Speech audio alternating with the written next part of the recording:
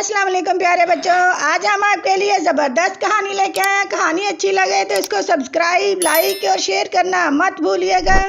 ایک دفعہ کا ذکر ہے کہ ایک جنگل میں ایک شیر رہتا تھا۔ ایک دن وہ شیر سو رہا تھا کہ اچانک ایک چوہا آ گیا اور شیر کے بالوں میں گھس کر کھیلنے لگا۔ اچانک شیر کی آنکھ کھل گئی، اس نے چوہے کو پکڑ لیا۔ چوہا ڈر گیا، وہ شیر سے منت کرنے لگا کہ مجھے چھوڑ دو، میں آئندہ ایسا نہیں کروں گا۔ شیر کو اس پر رحم آ گیا، اس نے چوہے کو چھوڑ دیا۔ چوہا جاتے جاتے شیر سے کہنے لگا کہ میں اس احسان کا بدلہ ضرور دوں گا۔ شیر ہنس پڑا۔ ایک دن کچھ شکاری جنگل میں آ گئے، انہوں نے جال ڈال کر شیر کو پکڑ لیا۔ وہاں اچانک وہی چوہا بھی آ گیا، اس نے اپنے دانتوں سے جال کاٹ کر شیر کو آزاد کروایا۔ اس طرح شیر آزاد ہو گیا۔ شیر نے چوہے کا شکریہ ادا کیا۔ چوہے نے کہا کوئی بات نہیں، ایک دن آپ نے میری مدد کی تھی اور آج میں نے آپ کی مدد کی، اس میں شکریہ کس بات کا۔